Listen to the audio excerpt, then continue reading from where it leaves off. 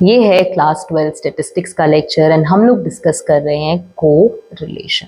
Correlation क्या होता है? जब हम दो या दो से ज्यादा चीजों के बीच के रिश्ते को समझने की कोशिश करें। जैसे कि फॉर एग्जाम्पल कि मैं आपके और आपके क्लास के सेटअप में बैठी हुई हूँ, ठीक है, मैं सामने खड़ी हूँ और आपका सारा क्लास एंड आप मेरे सामने बैठे हुए, मैं आप लोगों को स्टडी कर रही हूँ। कोरिलेशन को छोड़ दो, मुद्दा समझने की कोशिश करो। मैं आप सबको क्या कर रही हूँ? स्टडी कर रही हूँ। अब आपका दोस्त किसी प्रॉब्लम में बड़ा सैड है एंड वो चीज आपको भी क्या कर रही है? अफेक्ट कर रही है, आपको भी सैड कर रही है। एंड आपकी क्लास में, अगर आपके दोस्त को आप छोड़ दो, यहाँ पे इग्नोर करो दोस्त को, आपकी क्लास में एक और लड़के को सेम प्रॉब्लम है, एक और लड़का भी दुखी है, लेकिन उसके साथ आपकी कोई ज्यादा जान पहचान नहीं है। अब आप इसके दुख को देखकर भी ऐसा फील कर सकते हो, यार बेचारा बड़ा दुखी लग रहा है, ठीक है, लेकिन आप उस लेवल पे अफेक्ट नहीं होगे जिस लेवल पे आप अपने दोस्त के साथ अफेक्ट थे। हाँ या ना? तो जब मैं कोरिलेशन पढ़ रही हूँ, मैं समझने की कोशिश करूंगी कि दो चीजों के बीच में कैसा रिश्ता है, यानी कि यहाँ पर आपके और आपके दोस्त में क्या रिश्ता है, आपके और आपके क्लासमेट के बीच में क्या रिश्ता है। पहले तो मैं रिलेशनशिप को स्टडी करूंगी, फिर देखूंगी कितना इंटेंस रिश्ता है, इंटेंसिटी कितनी है, कहां पर आप ज्यादा अफेक्ट होते हो, कहां पर आप कम अफेक्ट होते हो। यानी कि जब हम इकोनॉमिक टर्म्स में बात करेंगे ना, तो कोरिलेशन पता है हमें क्या समझाएगा कि जैसे ही एक वेरिएबल बदल रहा है, कोई और वेरिएबल भी क्या करेगा? बदलेगा। अब वो बहुत ज्यादा बदल रहा है या बहुत कम बदल रहा है, इसको हम बोलेंगे कि इंटेंसिटी है उसकी बदलने की। अगर बहुत ज्यादा इंटेंसिटी हुई, बहुत ज्यादा बदलाव दिख रहा हुआ, तो हम कहेंगे कि ये क्या है? बहुत ज्यादा क्लोजली रिलेटेड है। अगर क्या हुआ, कोई खास इफेक्ट नहीं दिखा या बिल्कुल भी इफेक्ट नहीं दिखा, तो हम बोलेंगे इनके बीच में कोई रिश्ता ही नहीं है, या फिर बहुत कम रिश्ता है। किसको बात बिल्कुल समझ में आ रही है? और समझते हैं क्या बोल रहा है कोरिलेशन। कोरिलेशन स्टडी करेगा एंड मेजर करेगा intensity of relationship between two और मोर वेरिएबल्स, दो या दो से ज्यादा वेरिएबल्स के बीच में कैसा रिश्ता है, कितना गहरा रिश्ता है, इसे कौन मेजर करेगा, कौन स्टडी करेगा? Correlation. If two variables x and y change in such a way that with the change in value of one variable, the value of other variable also changes, then they are said to be correlated. एक value में बदलाव आया and साथ ही दूसरी value भी कुछ ना कुछ खुद को बदल रही है, तो हम कहेंगे कि ये दोनों वैल्यूज आपस में कोरिलेटेड हैं। हाँ या ना? अच्छा, कोरिलेटेड अगर हमें समझ आ गया तो हमें इसे सेपरेट करना पड़ेगा कॉजेशन से। क्या मतलब है इस बात का? अभी समझते हैं। मैंने एक एग्जाम्पल पढ़ा, मेरे को बड़ा अच्छा लगा वो एग्जाम्पल, वही डिस्कस करते हैं यहाँ पर। आप बताना कि यहाँ पर क्या हो रहा है, आपको क्या दिक्कत महसूस हो रही है, ठीक है। सबसे पहले हम एक बीच का सेटअप लगा रहे हैं। हाँ या ना? बीच है, समर टाइम है, समर सीजन चल रहा है। हाँ या ना? मैं कोरिलेशन स्टडी कर रही हूं आइसक्रीम एंड ड्राउनिंग इंसिडेंट्स के बीच में, यानी कि डूबने वाले हादसे और आइसक्रीम के बीच में मैं कोरिलेशन स्टडी कर रही हूँ। मेरी स्टडी मुझे शो कर रही है कि गर्मी के सीजन में आइसक्रीम का सेल एंड डूबने के इंसिडेंट्स दोनों ही बढ़ जाते हैं। अगर हम विंटर सीजन की बात करें तो आइसक्रीम का सेल भी घट जाता है एंड ड्राउनिंग के इंसिडेंट्स भी घट जाते हैं। अब हमारा दिमाग यहाँ पे प्रॉब्लम क्या क्रिएट कर रहा है, यार आइसक्रीम और डूबने का क्या रिश्ता है? आपने क्या बोला कि हम कोरिलेशन स्टडी कर रहे हैं आइसक्रीम का और ड्राउनिंग इंसिडेंट्स का। आइसक्रीम और ड्राउनिंग का रिश्ता कैसे हो सकता है? आइसक्रीम खा के डूब जाता है क्या बंदा? ये क्या लॉजिक हुआ? आप क्यों बोल रहे हो कि ये चीजें कोरिलेटेड है? ये चीजें कोरिलेटेड है, आप कोरिलेशन का मतलब गलत समझ रहे हो। कोरिलेशन हमें ये नहीं कहता कि एक चीज की वजह से दूसरी चीज बदलेगी। कोरिलेशन हमें सिर्फ ये कहता है कि एक चीज बदलती है साथ ही दूसरी भी बदल जाती है। हाँ, किसको बात समझ में आ रही? यानी कि मैं ये नहीं कह रही हूं कि आइसक्रीम कॉज है एंड ड्राउनिंग उसका अफेक्ट है। No no no no, ice cream cause नहीं कर रही डूबना ना, मैं सिर्फ ये कह रही हूं कि मेरा स्टडी मुझे दिखा रहा है कि आइसक्रीम में जैसे ही चेंज आता है, ड्राउनिंग के इंसिडेंट्स भी चेंज करते हैं। इसका रीजन क्या हो सकता है? समर सीजन है, आइसक्रीम ज्यादा बिकेंगी। समर सीजन है, लोग बीचेस पे भी ज्यादा आएंगे। तो अगर ज्यादा लोग बीचेस पे आ रहे हैं तो ऑब्वियस सी बात है, जो ड्राउनिंग इंसिडेंट्स है वो भी इंक्रीज कर सकते हैं। सर्दियों में लोग बीचेस में भी कम जाएंगे, आइसक्रीम भी कम खाएंगे, इसलिए आइसक्रीम की सेल्स भी गिर जाएगी एंड ड्राउनिंग के इंसिडेंट्स भी गिर जाएंगे। यानी कि एक वेरिएबल बदल रहा है, दूसरा भी बदल रहा है। इन दोनों के बीच में कोरिलेशन है, लेकिन आइसक्रीम कॉज नहीं है ड्राउनिंग का। अगर ऐसा होता तो हम बात कर रहे होते कॉजेशन की। यानी आइसक्रीम और ड्राउनिंग के बीच में कोरिलेशन है, कॉजेशन नहीं है। कॉजेशन जो फिनोमिना होता है वो सजेस्ट करता है कि जो भी एक चीज कॉज बनेगी एंड दूसरी चीज क्या बनेगी, उसका अफेक्ट बनेगी। यानी एक चीज में चेंज आएगा तो दूसरी उससे क्या हो जाएगी, अफेक्ट होकर अपनी वैल्यू बदलेगी। कोरिलेशन में ऐसा कुछ जरूरी नहीं है कि अफेक्ट होकर वैल्यू बदलना है। कोरिलेशन सिंपल क्या बोल रहा है कि भाई वैल्यू बदलनी चाहिए साथ में। हमें कोई मतलब नहीं है कि वो एक चीज कॉज करे एंड दूसरा क्या बने, उसका अफेक्ट बने। ये चीज अपने को कोरिलेशन में नहीं चाहिए, समझो इस बात को। ओके है, अगर हमें ये समझ में आ गया तो हम समझते हैं कि कोरिलेशन स्टडी करने की जरूरत है।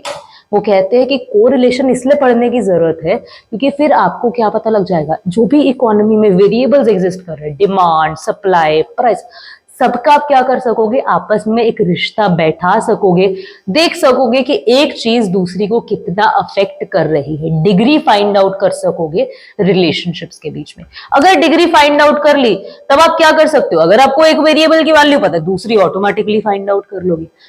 We can determine value of one variable based on the other variable। एक वेरिएबल की वैल्यू फाइंड आउट कर सकते हो दूसरे के ऊपर बेस करके।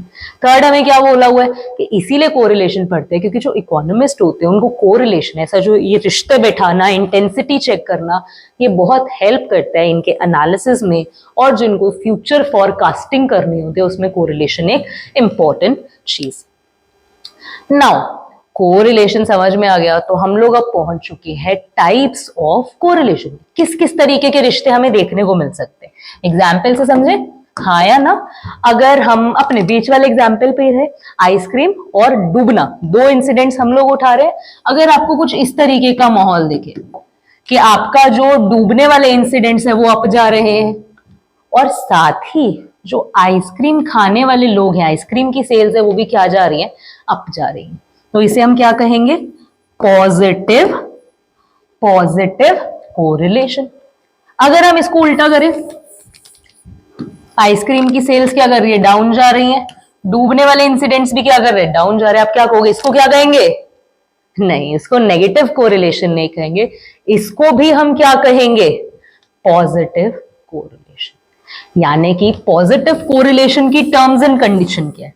पॉजिटिव कोरिलेशन एक ऐसा रिश्ता है जहां पे दो चीजें, आइसक्रीम एंड डूबना, एक साथ ही क्या करें, इंक्रीज करें एंड एक साथ ही क्या करें, डिक्रीज करें। दोनों चीजें हो सकती हैं।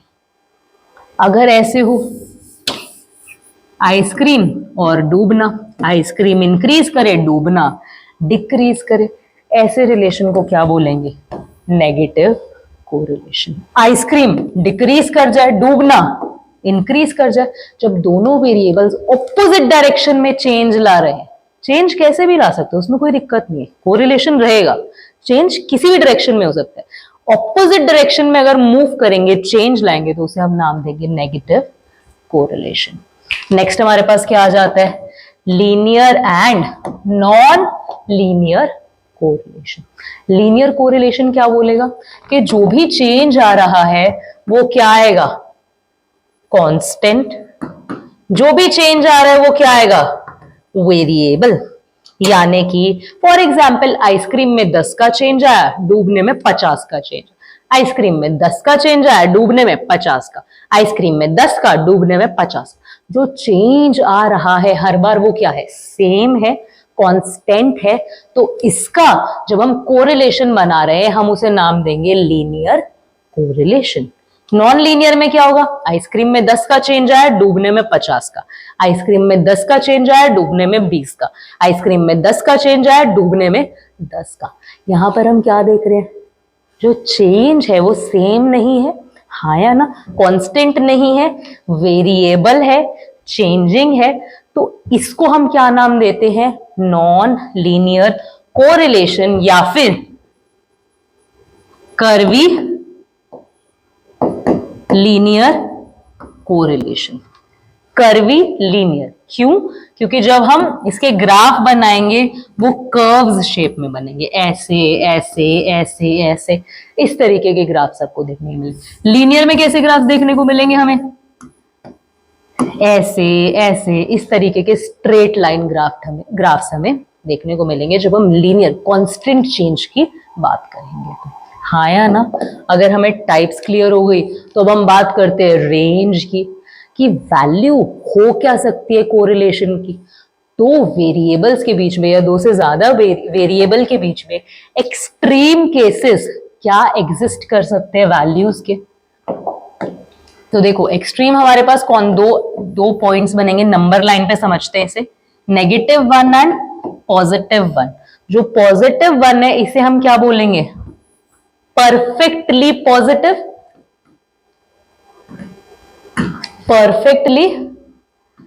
परफेक्ट कोरिलेशन है दोनों केसेस में, perfectly positive, perfectly negative correlation. यानी यहां पे पॉजिटिव में क्या होगा, अगर 10 बढ़ा है 10 बढ़ जाएगा, 10 बढ़ा है 10 बढ़ जाएगा, 10 बढ़ा है 10 बढ़ जाएगा। नेगेटिव में क्या होगा, 10 बढ़ा है 10 घट जाएगा, 10 बढ़ा है 10 घट जाएगा, 10 बढ़ा है 10 घट जाएगा। किसको बात समझ में आ रही कि बिल्कुल परफेक्टली रिस्पॉन्स मिल रहा है, परफेक्टली क्या आ रहा है, चेंज आ रहा है, चाहे नेगेटिव डायरेक्शन में चाहे पॉजिटिव डायरेक्शन में। ये हमारे पास क्या है, दो एक्सट्रीम केसेस है। अगर हम बात करें इसके सेंटर पॉइंट की, 0, यहां पर दो वेरिएबल्स के बीच में कोई भी कोरिलेशन एग्जिस्ट नहीं कर रहा, आप नो कोरिलेशन पर खड़े हो। चेंज आता है आइसक्रीम में, ड्राउनिंग में कोई चेंज आता ही नहीं, नो चेंज, नो कोरिलेशन, हाँ या ना। उसके बाद ये वाला हमारा क्या बन जाएगा, नेगेटिव साइड बन जाएगा, ये वाला हमारा क्या बन जाएगा, पॉजिटिव साइड बन जाएगा। अच्छा, अगर 1 के ज्यादा करीब होगी चीज तो वो हाईली पॉजिटिव होगी, बीच में होगी तो वो मॉडरेटली पॉजिटिव होगी, अगर 0 के ज्यादा करीब होगी तो हम क्या कहेंगे, लो पॉजिटिव है। उसी तरीके से 0 के पास होगी तो हम क्या कहेंगे, लो नेगेटिव है। जितना दूर जाती जाएगी उसकी इंटेंसिटी नेगेटिव होने की क्या करेगी, इंक्रीज करती जाएगी। यहां पर क्या हो जाएगा, हाईली नेगेटिव हो जाएगा।